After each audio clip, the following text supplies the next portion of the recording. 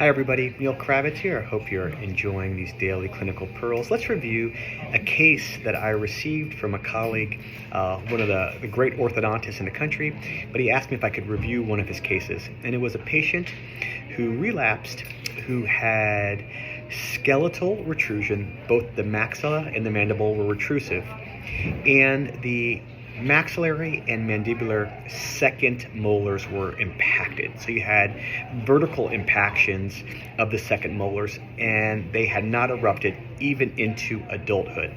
The second molars could not erupt through the anterior ramus in the mandible, and in the maxilla, the maxillary second molars were at a 45-degree angle. And the question that I received was, is this primary failure of eruption? And my response is, actually, this is posterior crowded. So you have retrusive skeletal bases, okay? The upper and lower jaws are set back, and there's simply not enough arch length to accommodate the tooth width. So what you have is second molar impactions, and that's a real easy diagnosis when those lower molars are vertically impacted into the anterior ramus, and the maxillary molars are at a 45-degree angle because there really is no tuberosity for them to erupt into.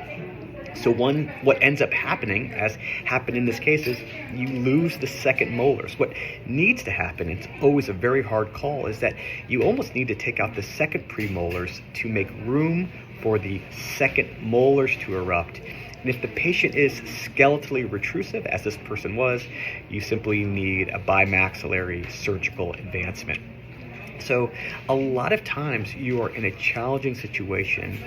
Do you extract second premolars just to save the second molars? And if we don't do that, a lot of times these second molars get impacted and sometimes lost because we need to extract in the middle of the arch for those teeth to slide forward. That is the definition of posterior crowding. Very challenging diagnosis, very challenging treatment plan to accept for both the patient and the doctor. Always a hard case when you see it. Let me know if you've ever seen a case where you have maxillary and mandibular retrusion and posterior paction as a result. I hope you enjoyed this pearl. Thank you guys so much for subscribing to this page. Thank you for supporting the JCO.